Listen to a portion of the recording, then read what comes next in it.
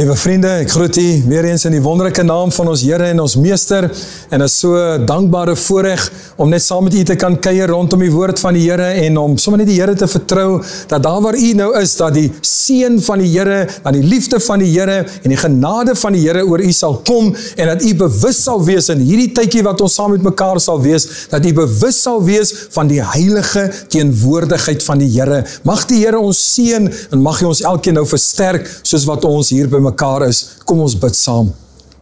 Hemelse Vader, dit is elke week vir ons 'n groot voorreg om net saam met mekaar te kan kuier rondom die woord van die Here. Here, u weet, dit bly altyd vir my hierdie grootsheid van dat Here, ons ken nie mekaar nie. Ons sien nie mekaar nie, ons is nie aan mekaar voorgestel nie, en tog, Here, as ons kinders van die Here is, dan voel ons soos familie van mekaar. Ons behoort aan mekaar. En daarom dank en eer ons u vandag om te kan weet, Here, u is nie met my kerk so seer geïnteresseerd in wat ons glo en hoe ons dinge doen nie, Here, of hoe ons die Here aanbid met ons lofprysing of dinge nie. Here, u is nie vandag gemoeid oor hoe my kleredrag lyk en al die dinge, en wanneer ek by mekaar kom nie, Here, u is gemoeid met my hart. Hoe lyk my hart? En daarom, Here, dank ek u daarvoor, dat Here, terwyl ons almal ons kerke het, waaraan ons behoort, kyk u na u koninkryk. En in u koninkryk is daar nie kerkname nie, daar is net gereddes. En so, Here, dank ons u vir die bloed van Jesus, ons dank u vir die kruisdood van Jesus, ons dank u vir u begrafnis, en ons dank u vir u opstanding, en ons dank u dat u nou, hierdie oomblik, aan die regterhand van die Vader sit, waar u vir ons intree. So Here, as ons nou besig is om die woord met mekaar te deel, dan bid u, dat iemand wat nou die woord hoor, God se stem sal hoor. Dan bid u, dat iemand wat nou, Here, besig is om in 'n stryd betrokke te wees, dan bid u dat daardie persoon tot stilstand sal kom en luister na die Here se woord. Ek bid dat u kragtig nou iemand sal aanraak, iemand sal versterk, dat u naam, Here, verheerlik sal word, dat u naam groot gemaak sal word, want u is die Here, en daar is niemand soos u nie, en daar is niemand, Here, wie kan doen wat u kan doen nie. Dankie vir u woord, dankie dat u woord is altyd kosbaar, dankie dat u woord is altyd geseënd, Here, want dit hang nie af van die persoon wat dit bring nie, dit is omdat dit God se woord is. U woord is geseënd, u woord is lewend en kragtig en skerper as enige tweesnydende swaard, dit dring deur, dit tref daar waar dit moet tref. En so bid ek, Here, dat enige iemand wat nou ingeskakel is, maar met weerstand in sy of haar hart is, ek bid dat haar hart sal verkrummel in die naam van die Here, dat die vleeslikheid sal weggevat word, sodat u gees deur u woord met daardie persoon se gees kan kontak maak, dat dit lewe kan bring. Dankie, Here, dat u dit doen. Dankie dat u die werke van Satan verbreek. Dankie dat u dit kragteloos stel oor mense se lewens. Dankie dat u lig vir mense opgaan in die naam van die Here. Seën dan nou u woord en gebruik u woord in Jesus naam. Amen. Amen. Liewe vriende, ek wil graag saam met u lees hier in Genesis hoofstuk 28, Genesis 28, ek lees vanaf vers 10 tot en met vers 22. Genesis 28, vers 10 tot 22. En Jakob het uit Beersheba vertrek en na Haran gegaan. Daarop kom hy by 'n plek waar hy die nag oorgebly het, want die son was al onder. En hy neem een van die klippe van die plek en sit dit onder sy hoof, en hy gaan lê en slaap op die plek. En hy het gedroom, daar is 'n leer op die aarde opgerig, waarvan die spits tot aan die hemel reik, terwyl die engele van God daarlangs opgeklim en daarlangs neergedaal het. En kyk, die Here het bo aangestaan en gesê, ek is die Here, die God van jou vader Abraham en die God van Isak. Die land waar jy op lê en slaap, sal ek aan jou en jou nageslag gee. en jou nageslag sal wees soos die stof van die aarde, en jy sal uitbrei na die weste, en na die ooste, en na die noorde, en na die suide. En in jou en jou nageslag sal al die geslagte van die aarde geseën word. En kyk, ek is met jou.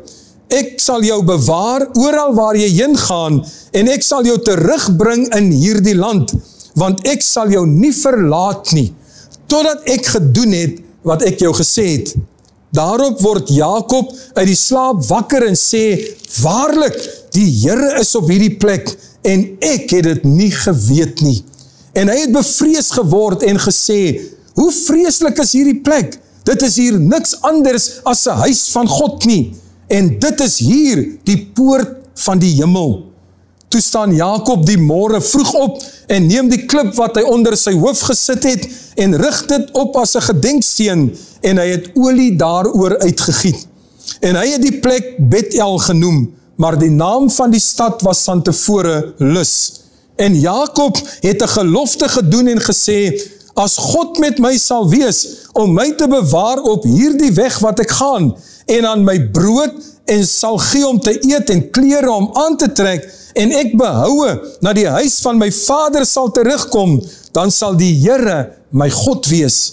En hierdie klip wat ek as gedenksteen opgerig het, sal 'n huis van God wees, en van alles wat u my gee, sal ek aan u sekerlik die tiendes afstaan. Net tot sover dan die geleesde deel.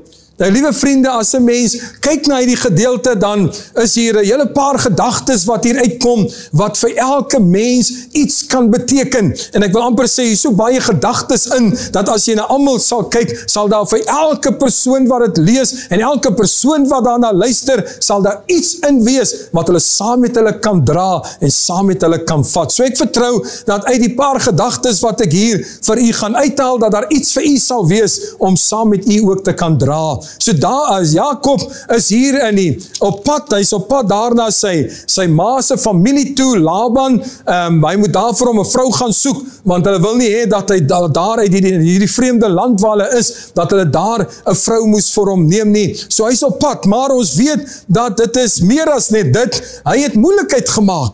So as ons kyk na die gedeelte, dan die eerste hoofgedagte wat vir my hier uitstaan is, God wat probeer vir ons wil 'n idee gee van hoe alomteenwoordig sy teenwoordigheid is.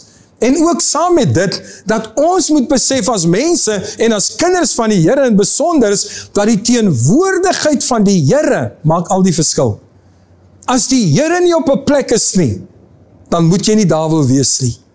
Een van die groot mense het voorheen jare gelede gesê, as die Here in die hel sou wees, dan sou ek bereid wees om hel toe te gaan. Maar is omdat hy nie daar is nie, dat ek nie daar ooit wil wees nie.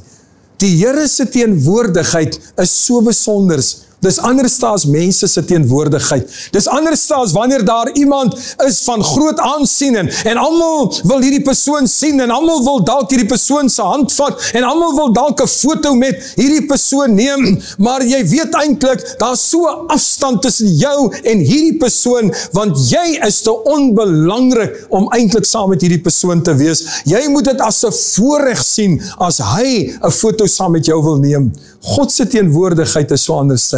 God se teenwoordigheid omring jou. God se teenwoordigheid omhels jou. God se teenwoordigheid laat jou spesiaal voel, want jy besef dat die Here doen moeite daarmee om saam met jou te wees. So, as ons kyk na hierdie gedeelte, hierdie droom wat Jakob gehad het, dan sê, hy het in hierdie droom 'n leer gesien, wat van die aarde tot aan die hemel gestrek het, en dan sien hy engele wat die hele tyd op en af op hierdie leer beweeg, van die aarde af na die hemel toe beweeg, en van die hemel af terug aarde toe beweeg, en dit spreek van God se teenwoordigheid en God se betrokkenheid, daar waar mense is, dat hy elke dag in kontak met moeder aarde is, dat God nie daar ver is, soos wat ons baie keer dink nie, en ons weet hy is teenwoordig, deur sy Heilige Gees is hy oor teenwoordig, maar dis hierdie gedagte van, God is actief, betrokke hier op aarde, hier met mense, En sy engele is in beweging, as 'n mens het so wou sê, om die boodskappe heen en weer te dra, om die werk te gaan doen, wat God hulle stuur om te doen, om sy kinders te help, en sy kinders dan buite kan staan. Dis die teenwoordigheid van God. Dit spreek ook hier van hoe dat God met die aarde kommunikeer, as 'n mens het so kan noem. Nee, dat God die hele tyd in kontak is met die aarde en met sy mense. Ons dink aan mense wat bid en die Here hoor ons gebede en die Here antwoord ons gebede. Hy's betrokke, hy's daar. En vriende, dit is hoekom het so belangrik is, dat as ons kerkdienste het, dat ons nie maar net kerk hou nie, dat ons nie dink, dat die atmosfeer hang af van of die kerk vol is, of nie vol is nie, dat dit nie afhang van wie's die prediker, of wie's nie die prediker nie, dat dit nie afhang van, hoe lyk ons lofprysingsspan, of hoe lyk hulle nie, maar dat ons sal besef, dis die teenwoordigheid van die Here, wat die salwing bring, dis die teenwoordigheid van die Here, wat die verandering in atmosfeer bring, dis die teenwoordigheid van die Here, wat die prediker kragtig laat preek, wat die sangleiers kragtig laat sing, en kragtig die diens laat lei, wat die musikante help om met 'n salwing musiek te kan lewer. Dis die teenwoordigheid van die Here. Jy sien, en wanneer die teenwoordigheid van die Here betrokke is, dan wil ek amper sê, die eenvoudigste gebeurtenis word 'n grootste gebeurtenis, want God is daarin. En daarom is dit so belangrik, dat 'n mens so baie moet bid vir ons dienste, oor, dat voor ons by 'n diens by mekaar kom, dat daar soveel gebed sal ingaan, dat ons nie van die kospotte af by die huis van die Here sal aankom nie, dat ons nie met 'n gestruiery by die huis van die Here sal aankom nie, dat ons nie van die winkels af by die huis van die Here sal aankom nie, maar dat ons van ons knieë af na die huis van die Here sal kom, dat ons die teenwoordigheid van die Here saam met ons kan dra, want die teenwoordigheid van die Here maak al die verskil. Ek dink sommer na die koortjie wat ons mos sing, in baie kerke gesing word, in the presence of the Lord, there is love, there is peace, there is healing. En ons kan nog byvoeg, there is victory, there is power. So, in die teenwoordigheid van die Here, dit maak al die verskil.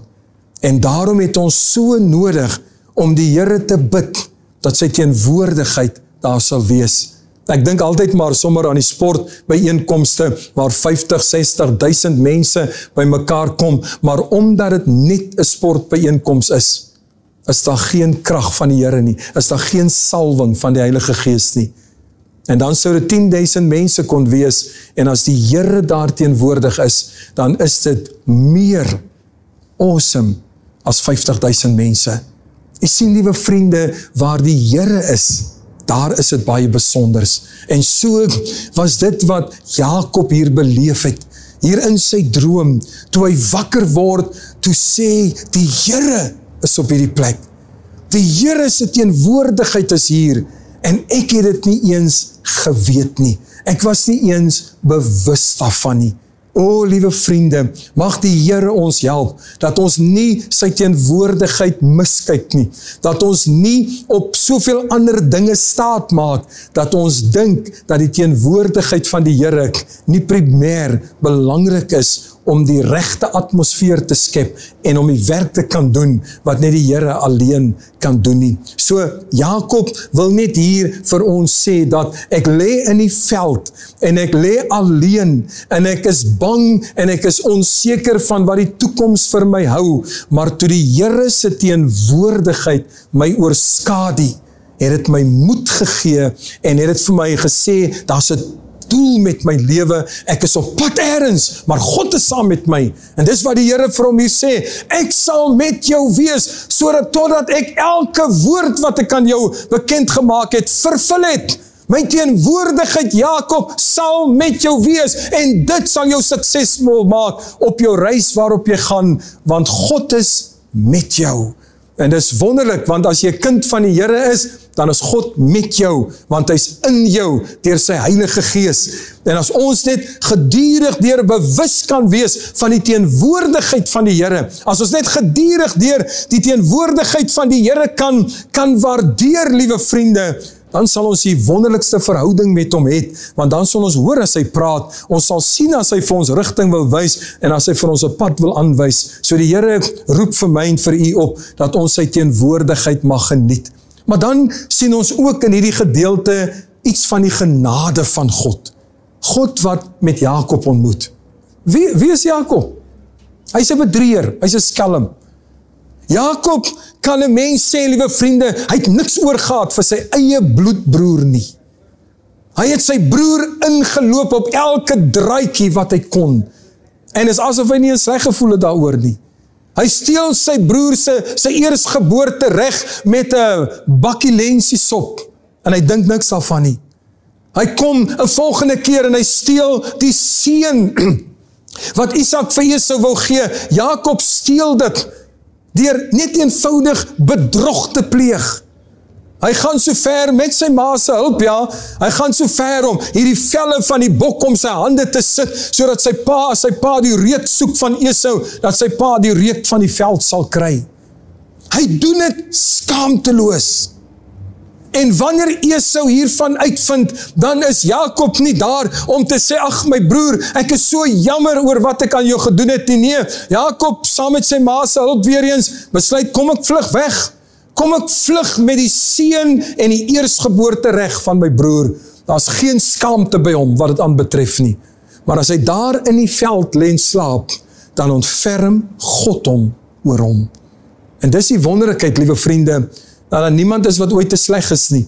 Dat daar niemand is wat so laag gedaal het, dat God jou nie kan optel nie. Of dat God nie met jou iets te doen wil hê nie. Nee, hy maak bemoeienis met jou. En dan wat so kosbaar is, in sy genade ontmoet God met Jakob en God maak aan Jakob beloftes. Nie omdat Jakob enigiets nou met die Here te doen het nie, nie omdat Jakob nou skielik tot bekering gekom het nie, inteendeel hy het nog nie tot bekering gekom nie. Maar God is bereid om beloftes aan Jakob te maak en vir hom te sê, ek sal met jou wees en jou nageslag sal die seën vir die wêreld wees. Dis hoe ek jou gaan seën.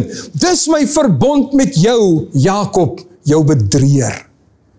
En natuurlik, dis hoe die lewe draai, en dis hoe die lewe loop. Jy weet, dis was altyd maar erg, ons het altyd gesê, dis nie lekker om jou eie medisyne terug te kry nie. As jy nou iemand is, wat hou daarvan om poetse te bak, mens kry mos nou sulke mense, en ek ben, hulle doen het so goed, dat jy moet hulle eintlik 'n prys gee. Maar bak jy vir hom 'n poets, dan sien jy hoe kwaad hy is.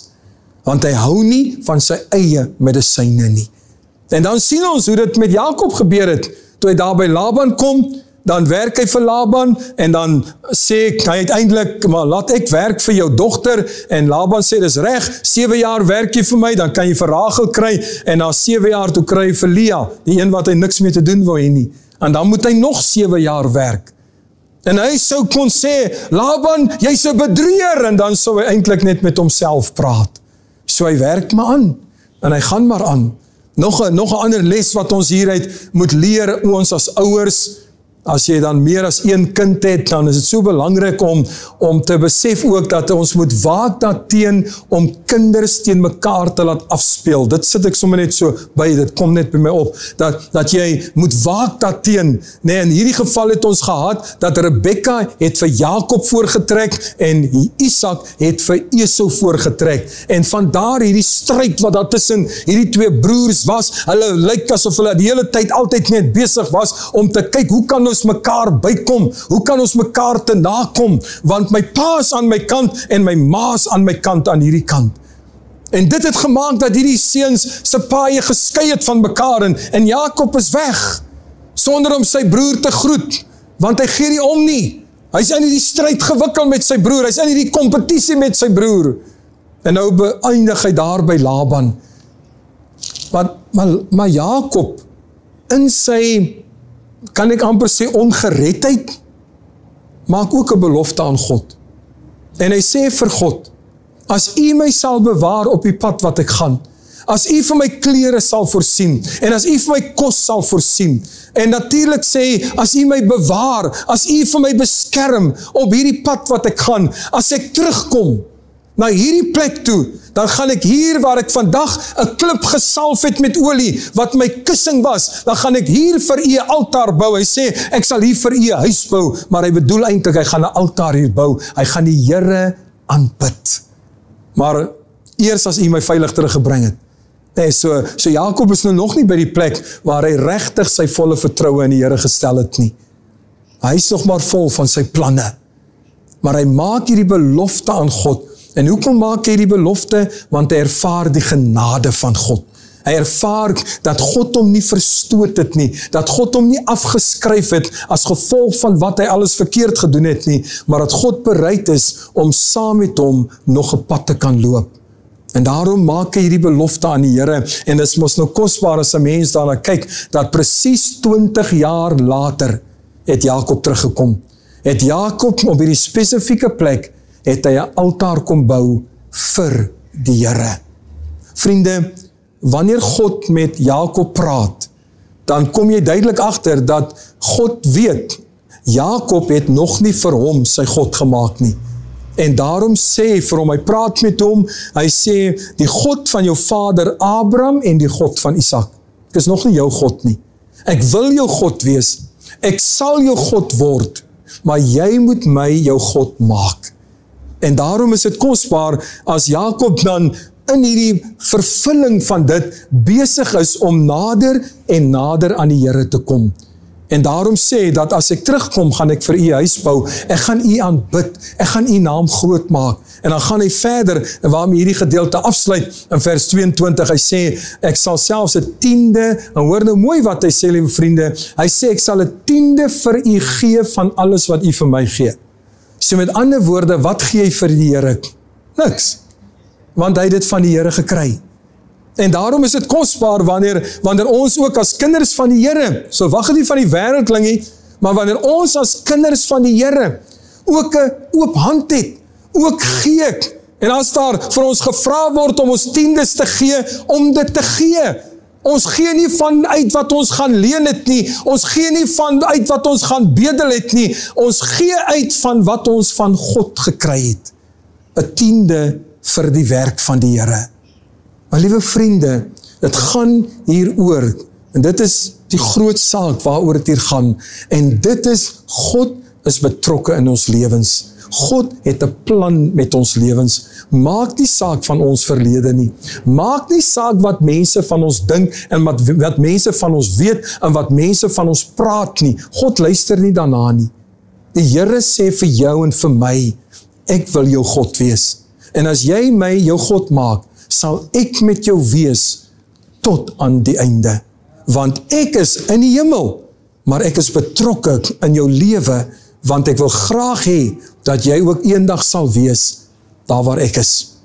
So, dit wat Jakob verkeerd gedoen het, wou die vyand gebruik om hom van God af weg te dryf. Dit wat aan hom verkeerd gedoen was van Laban se kant af, was om hom te laat twyfel in God. Waar is die Here wat gesê het, hy gaan met my wees? Waar is die Here wat gesê het, ek gaan 'n nageslag hê, ek gaan voorspoedig wees? Ons weet op die ou einde, toe hy vir Rachel kry, toe moes hy uitvind, Rachel kon nie kinders sê nie. So waar is die Here se beloftes in dit alles? En dis waar die Here vra, vertrou my net. Vat my op my woord, vertrou my, my teenwoordigheid is wat al die verskil maak. En daarom, liewe vriende, kom ons soek die teenwoordigheid van die Here op. Kom ons soek dit op in ons binnekamers.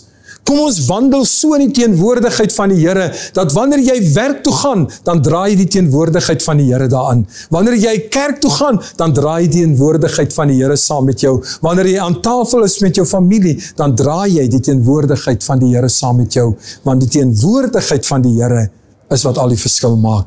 Kom ons bid saam.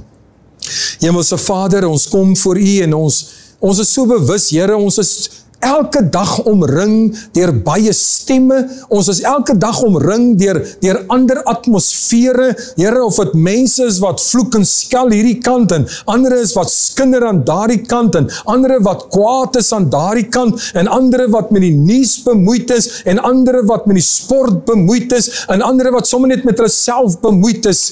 Here, ons besef dat ons moet die lieflike geur wees as kinders van die Here. Ons moet die teenwoordigheid van die Here saam met ons dra. Ons moet daardie verbintenis met U het. Ons moet U teenwoordigheid altyd deur opsoek. En as ons dit doen, dan sal die teenwoordigheid van die Here ons nooit verlaat nie. Help vir ons daartoe. Here, die Bybel sê, dat toe Samson sy hele hart vir Delila oopgemaak het die Gees van die Here hom verlaat. Toe koning Saul volhard in sy sonde, sonder om te bely, het die Gees van die Here hom verlaat, en 'n bose gees het hom gevul. Help ons asseblief, om nie die Gees van die Here te versteur in ons lewens nie, maar om in 'n verhouding met U te wees. Seën ons, help vir ons, en dra vir ons, in Jesus naam. Amen. Amen.